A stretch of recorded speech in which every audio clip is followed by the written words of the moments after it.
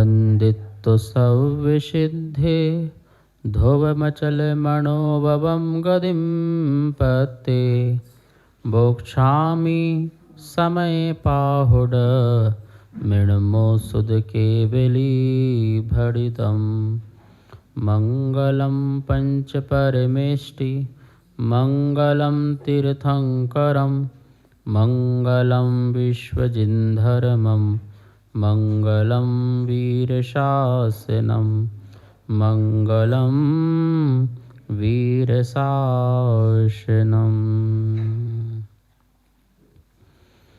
समयसार परम मांगलिक ग्रंथ है। आचार्य भगवान कुंदकुंद स्वामी द्वारा ईसा पूर्व प्रथम शताब्दी में इसे लिखा गया है। 415 कुल इसमें प्राकृत भाषा की गाथाएं हैं। भगवान महावीर स्वामी की जो आध्यात्मिक वाणी है द्रव्यानुयोग संबंधी, उसको यहाँ बहुत सुंदर तरीके से आचार्य भगवान ने प्रस्तुत किया है। 9वां अध्याय आज प्रारंभ होगा। 8वां अध्याय कल समापन हो गया था, बंध अधिकार। अब जो 9वां अधिकार है मोक्ष अधिकार, उसको यहाँ पर अपन देखेंगे। मोक्ष अधिकार जिसमें मोक्ष की चर्चा हो, सारे बंध का अभाव हो, सारे कर्मों का अभाव हो और आत्मा शुद्ध बने, ऐसा मोक्ष। द्रव्य मोक्ष और भाव मोक्ष, इस प्रकार से 2 प्रकार से मोक्ष होता है।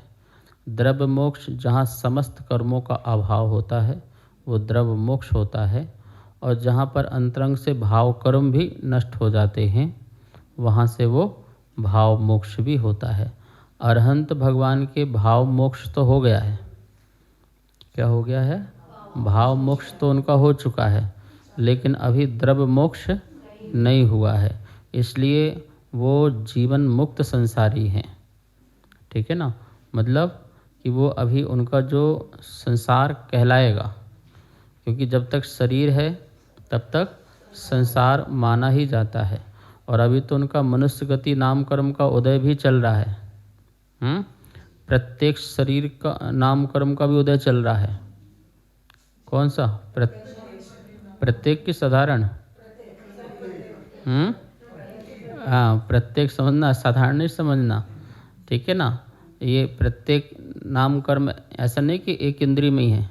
प्रत्येक नाम कर्म तो इनको ही चल रहा ना, एक शरीर के एक ही स्वामी है ना, तो प्रत्येक नाम कर्म तो अभी चल रहा है। अभी उस कर्म प्रगति का भी क्षय नहीं हुआ है। मनुष्य गति का भी चल रहा है, मनुष्य आयु का भी चल रहा है। तो इस प्रकार से इसलिए वो अभी अघातीय कर्म सहित हैं। ठीक है, यद्यपि उनका नाम अघातीय है। अघात, जो घात न करे। क्या न करे? जो घात नहीं करता है उसका नाम अघात है। घात जो घात करे। घातीय कर्म तो हमारे जो है गुणों का घात करती है, ज्ञान प्रकट नहीं होने देती है, दर्शन प्रकट नहीं होने देती है। मतलब जो हमारा आत्मा का पहचान है, जो स्वभाव है, उसी को क्या नहीं होने देता? प्रकट नहीं होने देता है। ठीक है, हमारी शक्ति, हमारी कितनी अनंत शक्ति है, और वो शक्ति को प्रकट ना होने दे। आत्मा का स्वभाव अनंत सुख है, तो वो सुख को भी प्रकट ना होने दे। और दृश्य शक्ति और ज्ञान शक्ति, आत्मा की 47 शक्तियाँ पढ़ो समय सार में।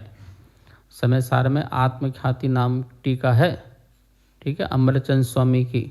तो अंत में परिशिष्ट में उन्होंने आत्मा की 47 शक्तियाँ बताई हैं। ठीक है, उसे पढ़ना चाहिए, उसे ज़रूर पढ़ो। वो 47 शक्तियाँ, वैसे आत्मा की अनंत शक्तियाँ होती हैं, ठीक है ना, पर उसमें जो है वो 47 शक्तियाँ जो है महत्वपूर्ण बताई हैं, जो हमारे काम की हैं।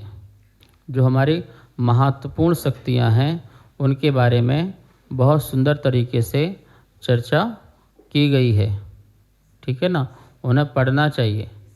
वो शक्तियाँ जिसमें स्वभाव, जिसमें गुण और जिसमें धर्म तीनों समाविष्ट हो जाते हैं। ध्यान से सुनो, आत्मा में स्वभाव भी है, आत्मा में गुण भी है और आत्मा में धर्म भी है। ठीक है ना, कुछ शक्ति धर्म रूप होती हैं, कुछ गुण रूप होती हैं, कुछ स्वभाव रूप होती हैं, और इन तीनों को मिलने का नाम शक्ति कहलाता है।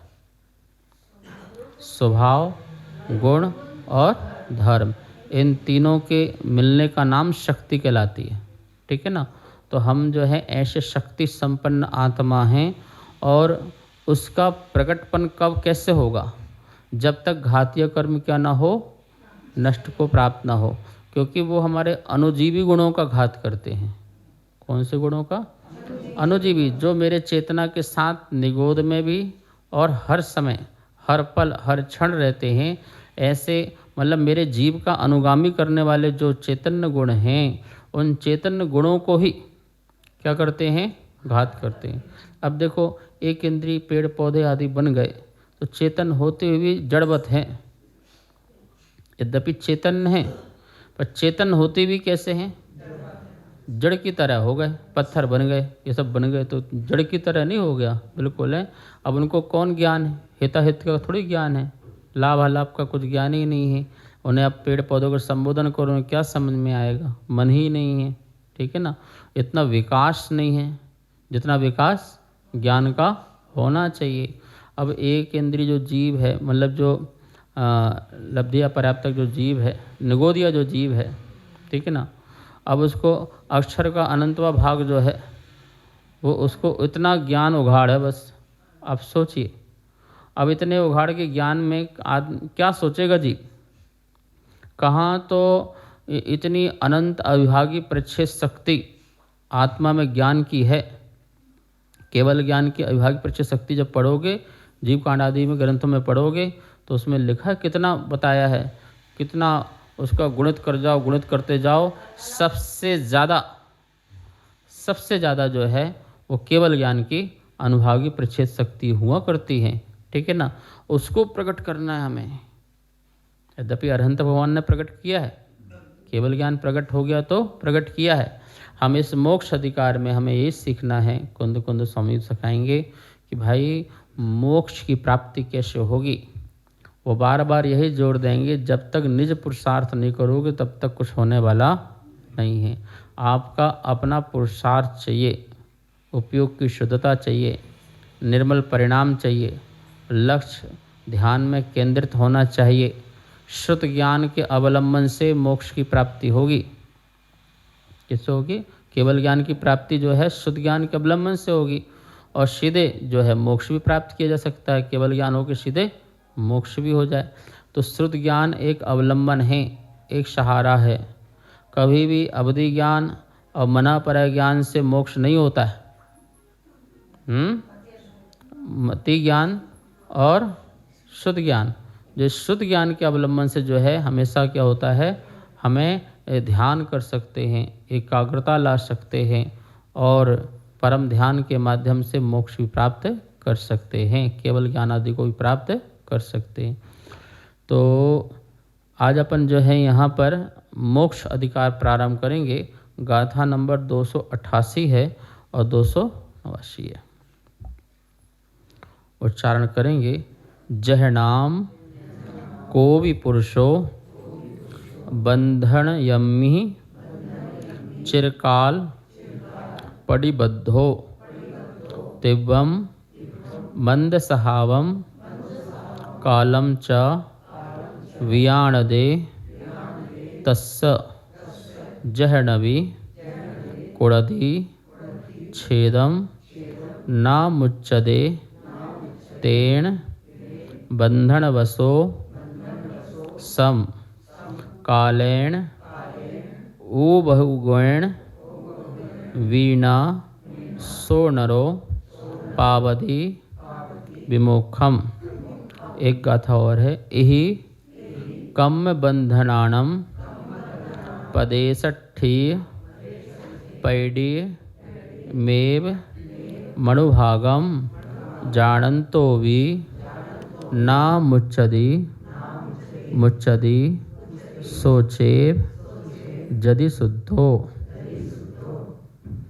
जह नाम को विपुरुषो बंधन यम्मि चिरकाल पडिबद्धो तिव्वम मंद सहावम कालम चावियाणदे तस्य जहनवि कोणदिच्छेदम नामुच्यते तेन बंधन वशोऽसम् कालेन बहुज्ञान विनाशो नरो पावति विमोक्षम् इह कम्मबन्धनानं पदे षट्ठियपयडिमेव मानुभागं जानन्तो वीणामुच्यति मुच्यति सोचेव यदि शुद्धो। हिंदी पद्य देखते हैं। कोई पुरुष चिरकाल से आबद्ध होकर बंध के तीव्र मंद स्वभाव एवं काल को हो जानता, किंतु यदि वह बंध का छेदन न करे छूटे नहीं, तो वह पुरुष चिरकाल तक निज मुक्ति को पाता नहीं। इस ही तरह प्रगति प्रदेश स्थिति और अनुभाग को जान कर भी नहीं छूटे, शुद्ध हो तब छूटता। जह नाम कोई पुरुष हो, जिस प्रकार कोई पुरुष बंधन यम्मी बंधन में चिरकाल पड़िबद्ध हो, बहुत काल से बंधा हुआ, तस् उस बंधन के तिब्बम मंद स्वभावम तीव्र मंद स्वभाव को कालम चा व्यानदे और उसकी कालावधि को जानता हुआ, जह नबी कुड़दी यदि छेदम उस बंधन को काटता नहीं है, ना मुच्यते तेन तो वह उससे मुक्त नहीं होता। बंधन वशो सम तथा बंधन में रहता हुआ, कालेण उ बहुगैण बहुत काल में, वीर सो नरो वह भी पुरुष, ना पावदी विमोक्षम मुक्ति को प्राप्त नहीं करता है। यही कर्म बंधानाम उसी प्रकार यह आत्मा कर्म बंधनों के पदेशठीय पैडीय मेव अनुभागम प्रकृति प्रदेश स्थिति और अनुभाग को जानंतो वीणा मुच्यंती जानता हुआ भी कर्म बंधन से नहीं छूटता। मुच्यति सो चेप यदि शुद्ध हो, किंतु यदि रागादि को दूर कर वह स्वयं शुद्ध होता है तो कर्म बंधन से छूट जाता है। आई बात समझ में क्या कह रहे हैं? उदाहरण दिया है, दृष्टांत दिया है और दृष्टांत के साथ द्राष्टांत भी दिया है। ठीक है, दृष्टांत क्या दिया है? कोई पुरुष है और बंधनों से बंधा हुआ है, ठीक है, और बंधनों से बंधे होने के बाद उसे बंधन का पता भी है कि मैं बंधन से जो बंधा हूँ वो ज़्यादा टाइट बंधा हूँ या ढीला बंधा हूँ। यदि आपको कोई बांधे कोई, तो आपको इतना अंदाज तो हो ही जाएगा ना कि मैं कैसा बंधा हूँ। जैसे कमरे में बंद कर दें तो इसका बंधन ही पता चल सकता है ना आपको कि मैं यहाँ जो बंधन बंधा हूँ कि यहाँ से मेरा कोई उपाय हो सकता है तो मैं निकल सकता हूँ, और कोई ऐसा काल कोठरी हो जहाँ से निकल ही नहीं सकते, लेकिन फिर भी प्रयास तो वहाँ भी हो ही होगा। धीरे धीरे अभ्यास तो लोग तो कैदी लोग सुरंग बना लेते हैं, नाखून बढ़ा करके थोड़ा थोड़ा सा वहाँ से हटा हटा करके नाखून के माध्यम से हटा हटा करके वहाँ की मिट्टी वहाँ का वो कुछ करते करते करते करते ढांकते और क्या निकाल लेते हैं, क्योंकि उसे कालावधि पता चल गई है ना कि मुझे आजीवन कारावास है। क्या पता चल गया है कि मुझे तो आजीवन कारावास है, मुश्किल है यहाँ से निकलना, तो उपाय तो यही करना पड़ेगा।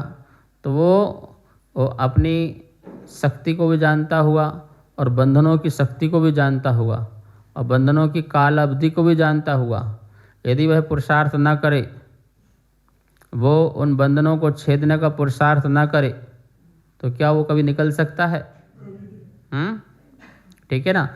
देखो, हम कर्म से बंधन से बंधे हुए हैं, ये हमारा व्यवहार है, निश्चय से तो हम बंधे नहीं हैं। क्या? पहले आपको ये स्वीकार करना पड़ेगा कि हम निश्चय से नहीं बंधे हैं, कर्म कर्म से बंधा हुआ है। आत्मा कभी कर्म से बंधता नहीं है, ऐसा निश्चय से लगाना। क्यों? क्योंकि कर्म का स्वरूप पौद्गलिक है, जड़त्व है, और मैं चैतन्य हूँ, और जड़त्व का चेतन में प्रवेश नहीं है और चेतन का जड़त्व में प्रवेश नहीं है। दोनों भिन्न पदार्थ हैं, भिन्न वस्तुएं हैं, और दोनों के धर्म भी भिन्न हैं, दोनों के स्वभाव भी भिन्न हैं, और दोनों के गुण भी भिन्न हैं, जो एक दूसरे में कभी प्रवेश नहीं कर सकते, तीन काल में भी प्रवेश नहीं कर सकते। जो हम बोलते हैं ना हम त्रकालिक शुद्ध हैं, त्रकालिक शुद्ध हैं, वर्तमान में अशुद्ध हैं, पर्याय दृष्टि में अशुद्ध हैं, लेकिन हम द्रव्य से त्रकालिक शुद्ध हैं ऐसा कहते हैं। वो कैसे कहते हैं? इसी दृष्टि से कहते हैं कि एक द्रव्य दूसरे द्रव्य में कभी भी प्रवेश नहीं कर सकता, उसके गुण धर्म स्वभाव में प्रवेश नहीं हो सकते, इसलिए हम त्रकालिक शुद्ध हैं।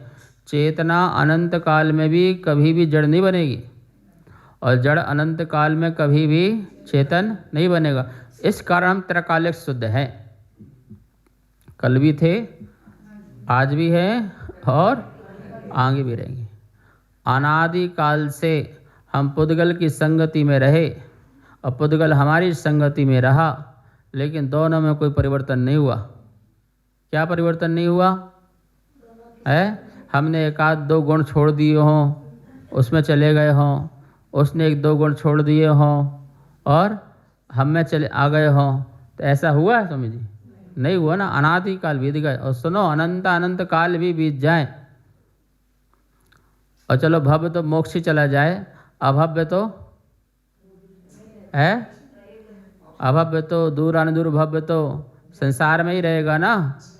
तो बोलो संसार में रहते हुए भी कभी वह अपने चैतन्य स्वभाव को नहीं छोड़ सकता है। हाँ, तो सब शुद्ध है ना, तात्कालिक शुद्ध नहीं है।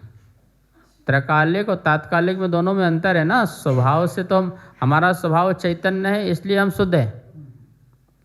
क्या है?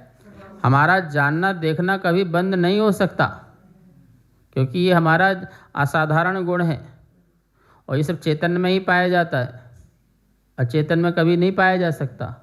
और अचेतन का असाधारण गुण रूप रस गंध वर्ण है, वो अचेतन में पाया जाता है, वो पुद्गल में पाया जाता है।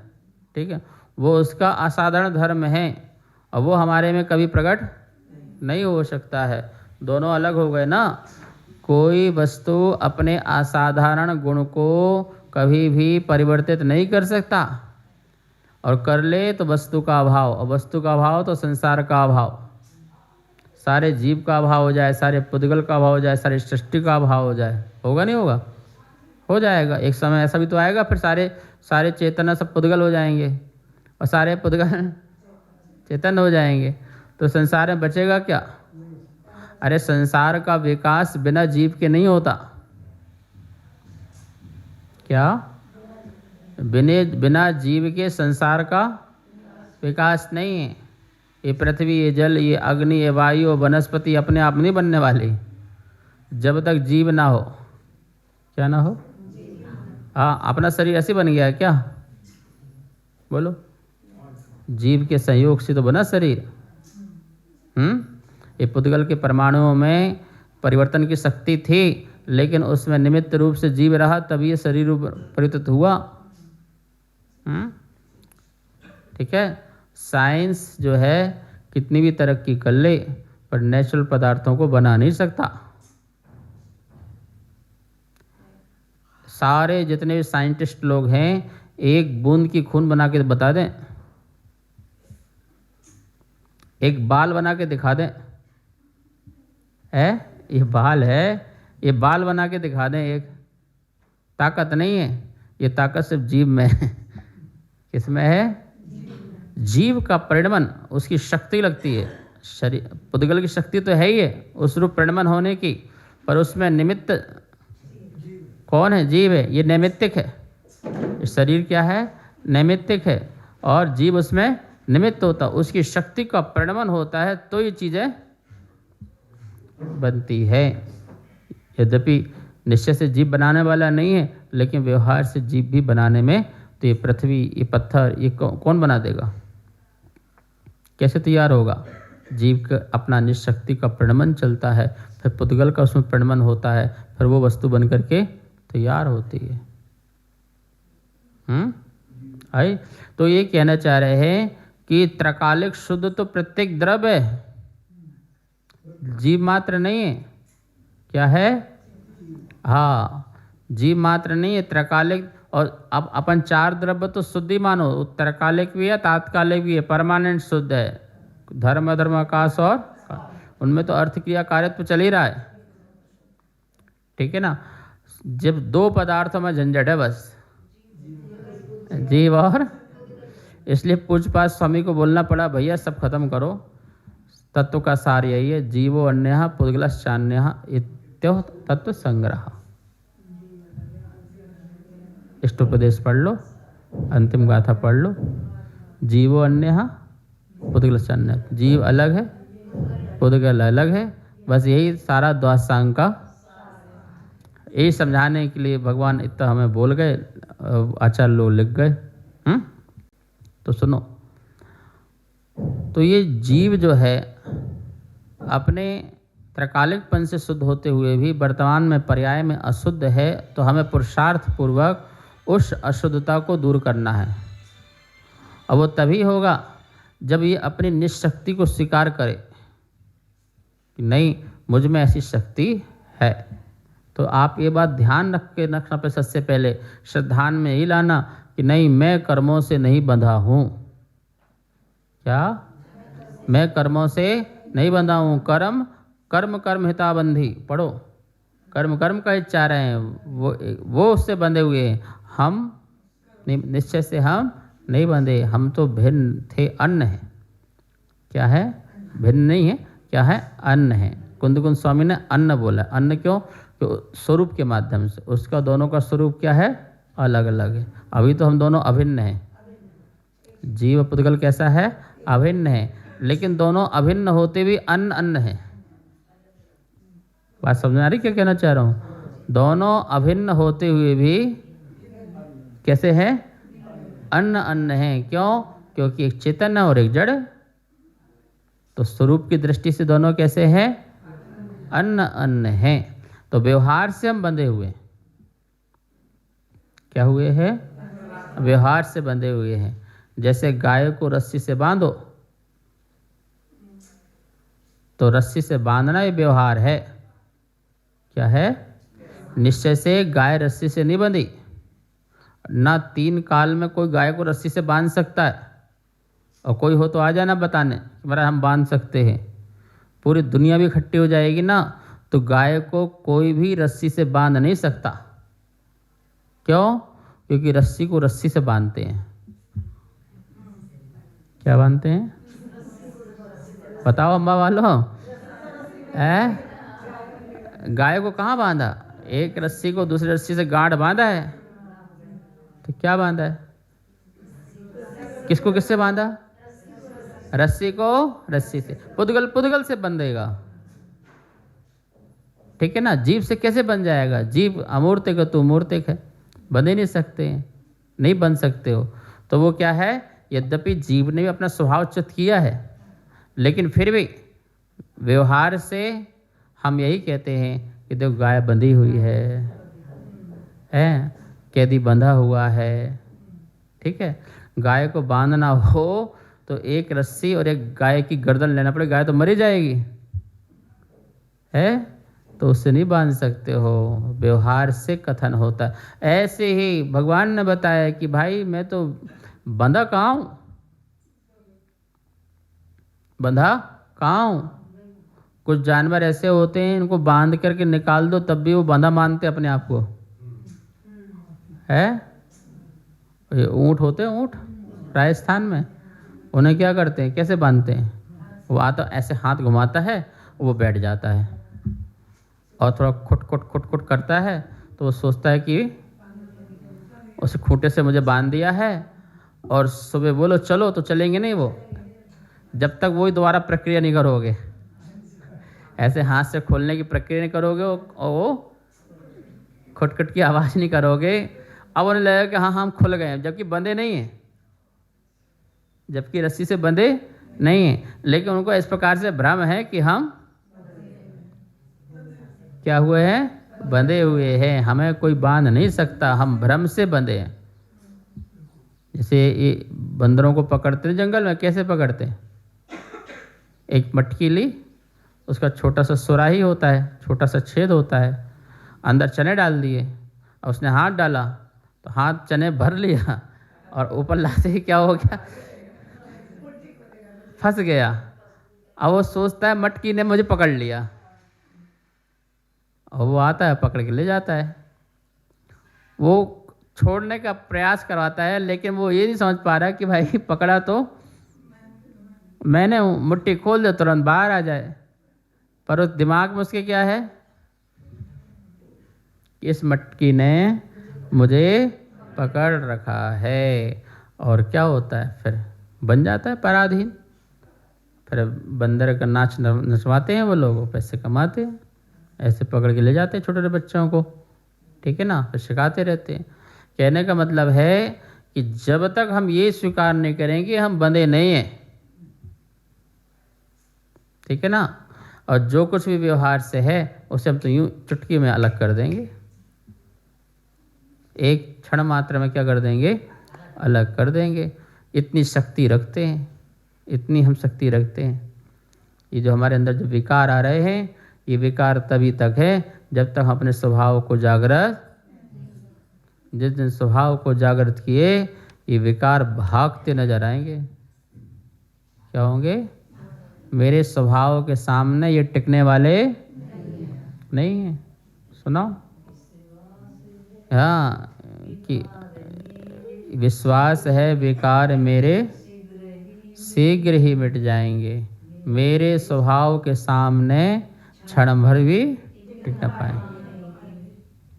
विश्वास है ये विकार मेरे शीघ्र ही मिट जाएंगे, मेरे स्वभाव के सामने क्षण भर भी टिक ना पाएंगे। आई बात समझ में?